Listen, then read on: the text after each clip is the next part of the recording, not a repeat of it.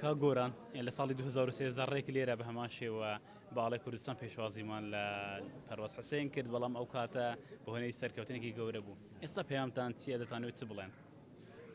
والله من سپاس دەکەم بەنسبەت من جگە لە حاڵەتی نەخۆشیەکەی کە ئینشاءڵڵا بڕوا و نێتەوە ئینشاءڵڵا کەس نەخۆش نابیت هەمان هەستم هەبووە من لە هەمان شوێن لێرە بە ئاڵای کوردستان پێشوازی کراین و ئەو جۆش و خڕوش و ئەو ئەخلاقە جوانی کە هەیە بەڕاستی ئەمن بەرز دەنرخێنم لەبەرەوەی هەموو سەروەت و سامانی هونەرمەند ئەوەیە کە تەماشا دەکا کە خەڵکێک خۆشی دەوێ و ئەو بەرهەمانی پێشکەشی کردووە جێگای خۆی گرتووە بۆیە ئەوە بەرپرسیارەتی و بارگرانی زیاتر دەکا چونکە دەبێت لە داهاتوودا هێشتان بەو ڕوتینە نیشتیمانی کە هەبووە کار بکەین و بێگومان پەروازیش بیر لەوە دەکاتەوە.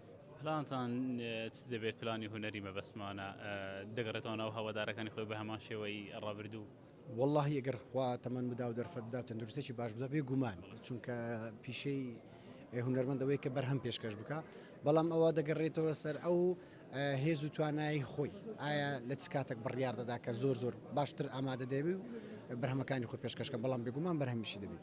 لەو ئەوی کە لەژێر چاودێری پزیشکیدا خۆت و پەرواز دەگەڕێتەوە ئەڵمانیان هەر لێرە چارەسەریەکان وەردەگرێت.